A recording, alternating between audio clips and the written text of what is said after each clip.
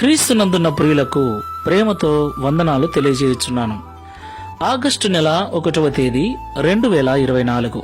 ఈరోజు దావీదు గారి ద్వారా దేవుడు మనకు చేస్తున్న వాగ్దానం ఏమిటనగా, కీర్తనల గ్రంథము 94వ కీర్తన 14వ చరణం.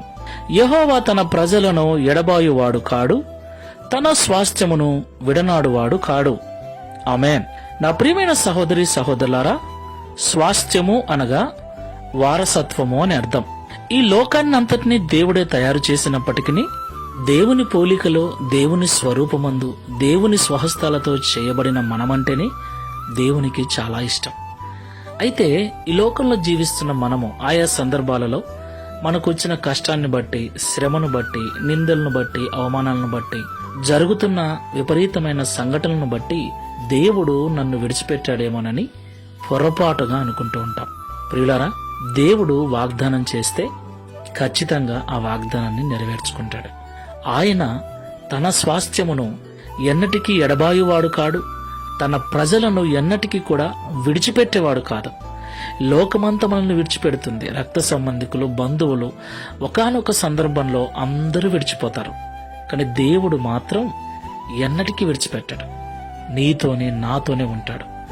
ఆ విషయాన్ని మనం గ్రహించి ఇతరులతో మనం ఎలాగైతే మాట్లాడుకుంటూ ఉంటామో, ప్రతిరోజు దేవునితో కూడా మాట్లాడుకొనొచ్చు. మన సాధక బాధకాలు ఆయనకు చెప్పుకుంటూ ఉంటే ఆయన ఓపికతో విని మనకు విడుదలనిస్తాడు. ప్రార్థన చేసుకుందాం. ప్రేమ స్వరూపుడమైన తండ్రి, పరిశుద్ధుడైన ప్రభువా, మీకు స్తోత్రాలు. ఈ సృష్టినంతటిలో ప్రత్యేకంగా రూపించి, అలాగే నీ స్వాస్థ్యముగా, నీ సంపాద్య జనముగా, నీ సొత్తైన ప్రజలుగా మమ్మల్ని చేసుకున్నందుకు స్తోత్రాలు.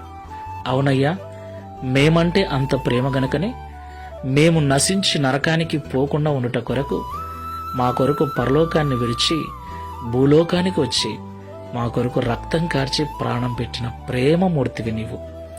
నీ ప్రేమను మరచి ఈ లోకంలో ఎవరో మాట్లాడట్లేదని, ఎవరో చూడట్లేదని, ఎవరో సహకరించట్లేదని, ఎవరో పిలవట్లేదని లోకము గురించిన బాధ మేము పడుతున్నాం. అయితే మేము చూసినా చూడకపోయినా, పిలిచినా పిలవకపోయినా, మేము మాట్లాడినా మాట్లాడకపోయినా నిత్యము మాతోనే ఉంటూ, ఎప్పుడు మేము నీతో మాట్లాడతామా, ఎప్పుడు నిన్ను పిలుస్తామా, ఎప్పుడు నీ సహాయం కొరకు అర్థిస్తామా అని నిత్యము మాతోనే ఉంటున్న దేవుడు నువ్వు ఉన్నావని గ్రహించలేకపోతున్నాం. ఈరోజు మాతో మాట్లాడినందుకు స్తోత్రం.